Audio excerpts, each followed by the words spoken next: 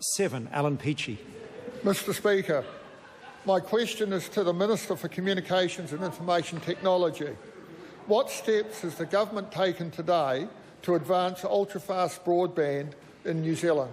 The Hon STEVEN JOYCE. Mr Speaker, this morning I announced the government's proposed investment model that will help deliver ultra-fast broadband around New Zealand.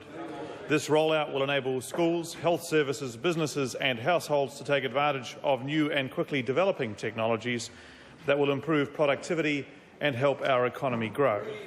Under our proposal, the Crown will invest up to $1.5 billion alongside private sector co-investors in regional fibre companies that will deploy and provide access to fibre optic network infrastructure in towns and cities throughout New Zealand. Alan Peachy. Mr Speaker, supplementary. Why is this particular model of co-investment preferred over other models that the government considered? The Hon STEVEN JOYCE. Mr Speaker, the government considered a range of models but selected this one because it allows flexibility to provide regional solutions whilst meeting the government's clearly laid out principles regarding economic growth, not substituting private investment, not lining the pockets of existing providers, avoiding duplication, not preserving legacy assets and ensuring affordable broadband services. An investment model allows the government and taxpayers to maintain an ongoing interest and obtain a return over time, as opposed to the government simply providing grants with no ongoing relationship. Clare Curran. Can the Minister confirm that by shifting from its pre-election policy of a single regulated utility model for delivering broadband to one that is regional, open, contestable and technology neutral, National has adopted Labor's broadband investment policy framework? And if this is true, why didn't National campaign for that rather than the opposite? The Hon STEVEN JOYCE.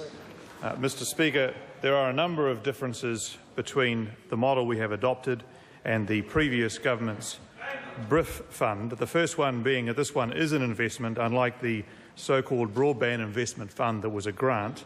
This one is directed at fibre technology. The former government's one was a range of technologies, and this one is quite significantly larger than the previous government's plan. Alan Peachy. Mr Speaker, how will the government choose who to partner with in each town and city?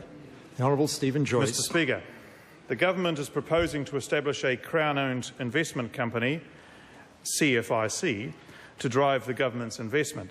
It will be up to CFIC to decide who to invest alongside in each town and city, bearing in mind the government's objectives and principles. Clare Curran.